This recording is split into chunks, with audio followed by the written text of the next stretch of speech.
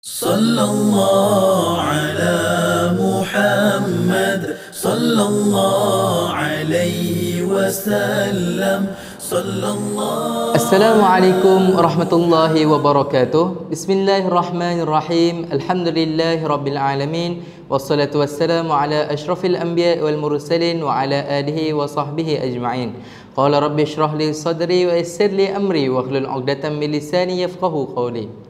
Alhamdulillah, hadirin hadirat yang dirahmati Allah sekalian, bertemu lagi kita dalam tazkirah kita pada kali ini. Tajuk tazkirah kita pada hari ini ialah adab mendahului ilmu, kunci lahirlah generasi Rabbani. Yang pertama, adab adalah asas sebelum ilmu. Ulama silam meletakkan adab sebagai syarat utama sebelum seseorang itu pergi untuk menuntut ilmu. Imam Malik rahimahullah pernah berpesan kepada seorang pemuda Quraisy, pelajarilah adab sebelum engkau mempelajari ilmu. Mengapa Imam Malik berpesan sedemikian? Kerana ilmu tanpa adab akan melahirkan kesombongan, keangkuhan dan kerosakan. Manakala adab yang mendahului ilmu itu menjadikan seseorang itu lebih tawaduk dan berkat ilmunya pula membawa manfaat.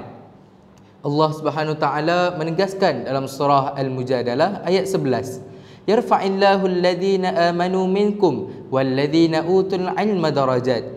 Allah meninggikan darjat orang-orang yang beriman di antara kamu dan orang-orang yang diberi ilmu pengetahuan beberapa darjat. Perhatikan, Allah menyebut perkataan iman dan adab hati dahulu, kemudian barulah ilmu. Ini menunjukkan bahawa adab dan iman menjadi asas kepada ketinggian ilmu. Selain itu, adab terhadap Allah dan ilmunya.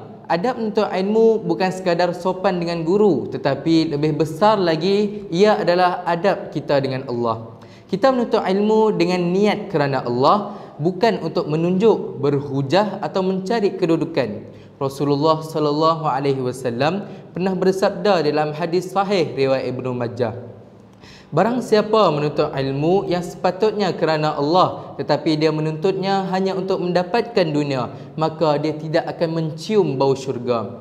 Oleh itu, niat yang betul adalah adab pertama, iaitu menjadikan ilmu sebagai jalan utama menuju Allah, bukan sebagai alat untuk kepentingan dunia semata-mata. Di samping itu, hadirin sekalian, adab dengan guru dan sumber ilmu. Generasi Rabbani hanya akan lahir apabila pelajar itu menghormati guru, mendengar dengan ikhlas dan menjaga adab dalam menimba ilmu. Imam Asy-Syafi'i ketika beliau menuntut ilmu dengan Imam Malik, beliau berkata, aku membuka helaian kitab di hadapan guruku dengan penuh lembut kerana bimbang akan helaiannya berbunyi yang akan mengganggu guru beliau. Itulah adab yang akan melahirkan keberkatan ilmu. Tanpa adab, ilmu itu akan hilang roh dan generasi yang lahir hanyalah generasi yang tahu banyak perkara tetapi tidak mampu menjadi pemimpin Rabbani. Yang terakhir, hadirin sekalian, adab melahirkan generasi Rabbani. Generasi Rabbani bukan sekadar cerdik akalnya tetapi mulia akhlaknya. Allah menyebut dalam surah Ali Imran ayat 79 tentang sifat Rabbaniyin. Walakin kunu Rabbaniyin bima kuntum tu'allimunal kitab wa bima kuntum tadrusun. Hendaklah kamu menjadi orang-orang yang Rabbani kerana kamu mengajarkan Alkitab, yakni Al-Quran, dan kerana kamu terus mempelajarinya. Perhatikan, Allah kaitkan sifat Rabbani dengan mengajar dengan adab, mendidik dengan hikmah dan belajar dengan hati yang tunduk kepadanya. Ini ialah asas pembentukan generasi Rabbani, iaitu ilmu yang dihiasi adab. Hadirin sekalian, ilmu adalah cahaya, tetapi cahaya itu hanya akan menyinari hati-hati yang beradab. Adab mendahului ilmu kerana tanpa adab, ilmu boleh membawa kepada kesesatan dan kerosakan. Tetapi dengan adanya adab, ilmu akan menjadi cahaya dan membimbing umat menuju ke jalan yang benar. Maka oleh itu, marilah kita mendidik diri kita dan juga anak-anak kita untuk menanamkan adab sebelum ilmu, iaitu adab dengan Allah, adab dengan Rasul, adab dengan guru dan adab dengan masyarakat.